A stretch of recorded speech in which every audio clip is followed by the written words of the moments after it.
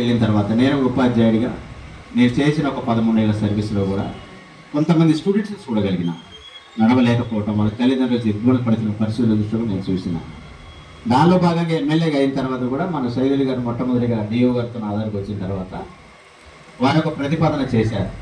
Sir మీరు మనం ఇలా భవిత సెంటర్లు మన ప్రస్తుతం మనం 6 ఉన్నాయి సార్, జిల్లాలో ఉన్నాయి. 23 మండలాల్లో సార్ మనకు కొద్దిగా మనం ఇంకా 17 మండలాలకు లేవు, ఒక 6 ఉన్నాయి. ఈ నియోజకవర్గానికి మీరు ఒక ప్రజని తీస్తే మంచిగా ఉంటుందేమో వాళ్ళకి నాతో కొద్దిగా ఇంట్రడక్షన్ చేశారు.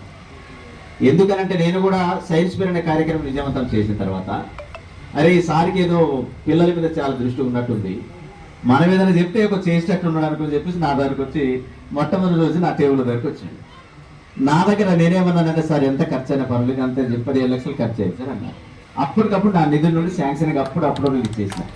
సార్ ఇంకేమైనా కావాలా చెప్పండి నేను ఇస్తాను. నాకు అప్పుడు నా మనసులో బల్బు వెలిగింది, అది ఏదో భవిత సెంటర్ ఉంది, పిల్లలకి ఒక మరి ఫిజియోథెరపీ చేసేటటువంటి అవకాశం ఒక సెంటర్ ఉంటుందని ఆలోచనతో నేను మళ్ళీ ఏం చేసిన 4వ రోజు హైదరాబాద్ వెళ్ళిన తర్వాత ముఖ్యమంత్రి గారికి స్వయాన్ని నేనే లెటర్ ఇచ్చిన.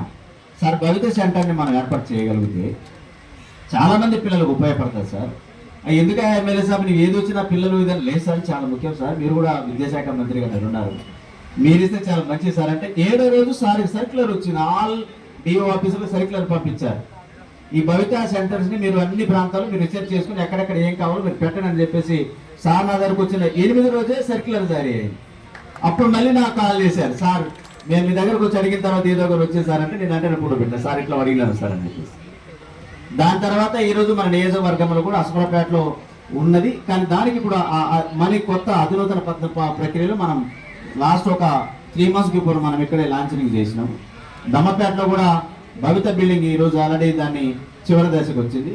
అదేవిధంగా ములకల్పల్లి కూడా చివరి దశకు వచ్చింది. అదేవిధంగా అన్నపేటపల్లి కూడా చివరి దశకు కేవలం నెల రోజుల్లోనే పూర్తి అవబోతుంది. చంద్రగుండ కూడా అది కూడా కేవలం 10 రోజుల్లో పూర్తి అవుతా ఉంది. ఇవి ఎంత ఏంటంటే భవిత బిల్డింగ్ అవ్వటం వల్ల చాలా మంది నేను చంద్రగుండ వెళ్ళిన తర్వాత అక్కడ భవిత బిల్డింగ్ నేను శంకుస్థాపనకి వెళ్ళాను.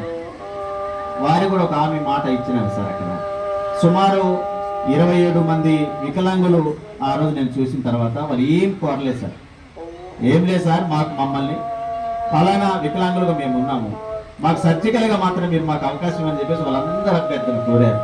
నేను వారికి ఏం మాట ఇచ్చిన సెప్టెంబర్ అక్టోబర్ నెలలో మిమ్మల్ని అందరినీ, ఎందుకంటే థెరపీ మీకు నడుస్తుంది కాబట్టి మీ డాక్టర్ గారు సార్ ఒక 3 months మాకు టైం ఇవ్వండి, 3 months మేము ఫిజియోథెరపీ చేసిన తర్వాత ఏ పార్ట్స్లో ఎంతవరకు పనిచేస్తే మాకు ఒక అండర్స్టాండింగ్ మాకు వస్తుంది సార్. వచ్చిన తర్వాత మీరు ప్రతినిధిని తీసుకోమంటే నేను అక్టోబర్ సెప్టెంబర్ నెల ఏమంటే వాళ్ళందరూ ఒక బస్సులో తీసుకెళ్దాం నేనే నిర్ణయించుకున్నాను సార్. ఎందుకంటే నాకు నిమ్స్ హాస్పిటల్లో ఫెసిలిటీస్ ఉన్నాయి, అక్కడ హాస్పిటల్లో ఎంత ఖర్చు అయినా ఇచ్చే అవకాశం నాకుంది. ఒక పేషెంట్కి 30 లక్షల వరకు ఇచ్చే అవకాశం నాకుంది, ఫ్రీ ఇచ్చే అవకాశం ఉంది. కాబట్టి మీరందరినీ తోడుకొని ఇక నేనే తీసుకెళ్ళి అక్కడ 3-4 రోజులు అయినా సరే వాళ్ళందరినీ అక్కడ చేర్చి హాస్పిటల్లో చేర్చి సర్జికల్ చేస్తే కొంతమంది ఫిజియోథెరపీ చేసేవాడు ఏమంటారంటే మనం లెగ్గా నడవలేని పరిస్థితులు ఉన్నప్పుడు అంటే అక్కడ నరాలన్నీ కూడా స్టక్ అయి ఉన్నాయి. ఫిజియోథెరపీ చేస్తున్నారు కానీ అది రాని పరిస్థితి, కానీ సర్జరీ చేస్తే వచ్చే అవకాశం ఉందనేది డాక్టర్ అనాలిసిస్ చేస్తూ ఉన్నారు. అట్లాంటి వాళ్ళు కనుక ఉంటే మాత్రం ఆ హాస్పిటల్ మనం చేసే అవకాశం ఉందని చెప్పేసి నేను కూడా ప్రాథమిక అంచనా తీసుకున్నాను.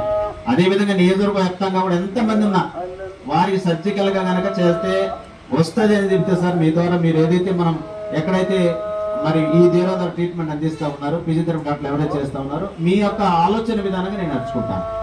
మీరు ఎలా అయితే సార్ తనకు చేస్తే వస్తుందని చెప్తే మాత్రం ఖచ్చితంగా మనం దాన్ని ఫాలో చేద్దాం. అక్టోబర్ సెప్టెంబర్ అనేది మీరే డిసైడ్ చేసి సార్ కూడా ఆల్రెడీ ఇక్కడే ఉన్నారు, వారితో కూడా నేను మాట్లాడినాను. అట్లా 5 మండలాల్లో సార్ అవసరమైతే మనం నేనే ప్రాథమికంగా నేనే బాధ్యత తీసుకుంటాను, నేనే వాళ్ళని ట్రాన్స్పోర్టేషన్ కంపెనీ నేనే చూసుకుంటాను. వాళ్ళకి సర్జరీ అయ్యేంత వరకు కూడా బాధ్యత రెస్పాన్సిబిలిటీ కూడా నేనే తీసుకుంటాను, నాది బాధ్యత అని కూడా చెప్తాను. వారికి మాట ఇచ్చాను, మాట ప్రకారంగా నేను తీసుకెళ్తానని చెప్పేసి కూడా చెప్తాను. అట్లా నియోజకవర్గంలో ఎందుకంటే రీసెంట్గా వాళ్ళ ఉదయం నేను చిన్నగొల్లగూడెం విలేజ్కి వెళ్ళి వచ్చిన. ఆ గ్రామంలో కూడా ఒక లాస్ట్ సంవత్సరం క్రితం చిన్న యాక్సిడెంట్ అయింది, లెగ్ తనకు కట్ అయింది, నడవలేని పరిస్థితి. ఇక నా ద్వారా తనకి లెగ్ ఇచ్చిన.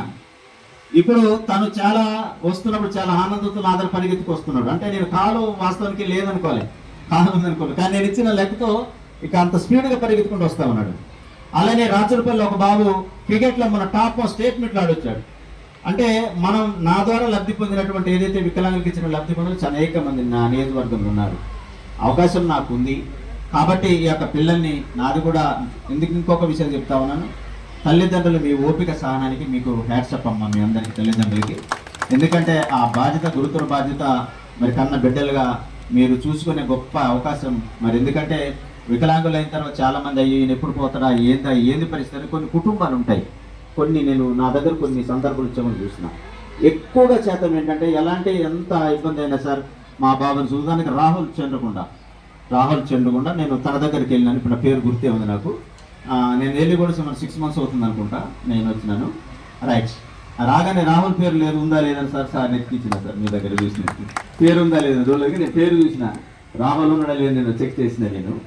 రైట్, అట్లా చాలా మందితో నేను ఇంటరాక్ట్ అయిన సందర్భం, చాలా మంది నిరుపేదలతో గడిపినటువంటి నా యొక్క జీవితం. ఈ మధ్య నాకు కొద్ది కాలంలో చేసే గొప్ప అవకాశం నా నియోజకవర్గ ప్రజలు నాకు అందించారు. నాకు చేసే గొప్ప అవకాశాన్ని ఈరోజు ప్రజల మధ్య చేసే గొప్ప అవకాశం నాకు కల్పించారు. ఈరోజు నేను అనేక పాఠశాలలు సందర్శిస్తున్నప్పుడు కాంపౌండ్ వాళ్ళు కట్టి 30-40 ఏళ్ల కాలం పైన పాఠశాలలకి ఈరోజు చూస్తే దొరుకుతున్న పరిస్థితి ఏంటంటే కనీసం కాంపౌండ్ వాళ్ళు లేనటువంటి పరిస్థితుల్లో నేను చాలా స్కూల్స్ చూసిన. ఈరోజు సుమారు నాకు 97% నా నియోజకవర్గంలో కాంపౌండ్ వాళ్ళు శాంక్షన్ చేసినాను. ఇంకొక 3% వరకే కాంపౌండ్ వాళ్ళు ఉన్నాయి సార్. నాకు ఒక నెక్స్ట్ అకాడమీ కల్లా మీకు కంప్లీట్ చేస్తాను. ప్రతి పాఠశాల నాకు కాంపౌండ్ వాళ్ళు ఉండాలి, టాయిలెట్స్ బ్లాక్ ఉండాలి, అద్భుతంగా పాడైన బిల్డింగ్ డిస్మాంటిల్ చేయాలి. పిల్లవాడు పాఠశాలకు వెళ్తుంటే అబ్బా ఇది ఎంత అందమైన ఇదా దేవాలయం అనేది పిల్లవాడు ఇంటి దగ్గర నుండి అన్నం తినకపోయినా పరిగెత్తుకుని ఒక పాఠశాలకి వెళ్ళే రీతులు వెళ్ళాలని నా కోరిక. నా కోరికని ఏదైతే నియోజకవర్గంలో ఉన్న ప్రతి పాఠశాలలో ఉపాధ్యాయుడు ఈరోజు చాలా మంచి సహృదయంతో, ఒక మంచి సంకల్పంతో, 5 మండలాల ఎంఈఓస్ ఒక కోఆర్డినేషన్తో, అదేవిధంగా జిల్లా స్థాయిలో ఉన్న డిఓగా ఆర్గనైజేషన్స్తో నా నియోజకవర్గంలో ఉన్న ప్రతి పాఠశాల ఈరోజు రాష్ట్ర స్థాయిలో మొదటి స్థానాన్ని అక్కడ బహుమతి అందుకుంటా ఉంటే నాకు చాలా సంతోషమైంది. ఈరోజు రాష్ట్రంలో ఎన్రోల్మెంట్లో మన జిల్లాలోనే మన నియోజకవర్గం ప్రథమ స్థానంలో ఉంది. ఏ IIIT వచ్చినా ఏది జిల్లా స్థాయిలో రాష్ట్ర స్థాయిలో ప్రాథమికంగా ఎవరు విద్యార్థి అంటే మన నియోజకవర్గం నుండి మనం అక్కడ రాష్ట్ర స్థాయిలో చూపించగలుగుతున్నాం. అది ఏ సెక్టర్ కానీ, జడ్పీ సెక్టరా లేకపోతే వెల్ఫేర్ సెక్టరా, ఏ సెక్టర్ స్టూడెంట్ అయినా సరే ఆల్ ద డెవలప్మెంట్లో ఈరోజు మన నియోజకవర్గం వెళ్తా ఉన్నాం. ఈ రోజు మనం బీచ్ వాలీబాల్ నేషనల్ మీట్ లో ప్రథమ స్థానంలో మనం నిలిచినాం. మన నియోజకవర్గం నుండి ఆడే బీచ్ వాలీబాల్ లో ఉంటే 4 మన స్టూడెంట్స్ ఉన్నారు, మన దగ్గర నుండి వెళ్ళారు. నేనే ప్రజెంటేషన్ ఇచ్చిన, నేనే పంపిన. నిన్న సీఎం గారి దగ్గర కూడా నేను తీసుకెళ్ళాను. మన నియోజకవర్గంలో స్టూడెంట్స్ ఉన్నారు. వాలీబాల్లో లాస్ట్ ఇయర్ లో స్కూల్ గేమ్స్ ఫెడరేషన్ లో 8 members ఎఫ్సీలో అఫిలియేట్స్ ఉంటే 4 స్టూడెంట్స్ మన నియోజకవర్గం నుండి మనం నేషనల్ మీట్కి వెళ్ళి వచ్చారు. అంటే రైఫిల్ షూటింగ్ లో మన దగ్గర ఉన్నారు, విద్యా వ్యవస్థలో మన దగ్గరే ఉన్నారు. కాబట్టి ఇవన్నీ అనుసంధానంగా చేస్తూ విద్యార్థులు ఒక భారతుల తీర్చిదిద్దే సంకల్పంతో ఈరోజు ఉపాధ్యాయ వర్గం సిబ్బంది ఏదైతే చేస్తూ ఉన్నారో దానిలో నేను కూడా తోడ్పాటయి, అదేవిధంగా మరి నిన్ననే స్కూల్ గేమ్స్ ఫెడరేషన్ నికోలస్ గారితో మాట్లాడడం జరిగింది. మన దగ్గర నేషనల్ మీట్ కూడా మన దగ్గర కండక్ట్ చేస్తా ఉన్నాము. అదేవిధంగా Under-19 girls pro kabaddi tournament కూడా మన దగ్గరే September, October నెలలో మన దగ్గర స్టార్ట్ చేస్తా ఉన్నాము. అదేవిధంగా హార్చరీ అకాడమీ కూడా మన దగ్గర తీసుకెళ్ళాలని చెప్పి ప్రాథమికంగా దాన్ని విషయపతి చేసినాం. అదేవిధంగా ఎందుకంటే పనిచేసిన ఒక ఉపాధ్యాయ బృందం ఉంది. పనిచేసిన ఉపాధ్యాయ బృందంతో తయారయ్యేటటువంటి విద్యార్థులు ఉన్నారు. చక్కటి ఆర్గనైజేషన్ ఉన్నటువంటి కమిటీ మెంబర్స్ ఉన్నారు, చక్కటి ప్రజలు ఉన్నారు. ఇవన్నీగా తోడ్పాటుగా అందించే ప్రయత్నంలో భాగంగా ఈ రోజు ఈ కార్యక్రమాన్ని ఏర్పాటు చేసినటువంటి మీ అందరికీ ప్రత్యేకంగా ధన్యవాదాలు తెలియజేస్తూ, సమయం చాలా కాలాతీతమైంది. వాస్తవానికి ఏంటంటే సాయంత్రం 5 గంటల వరకు అన్నారు.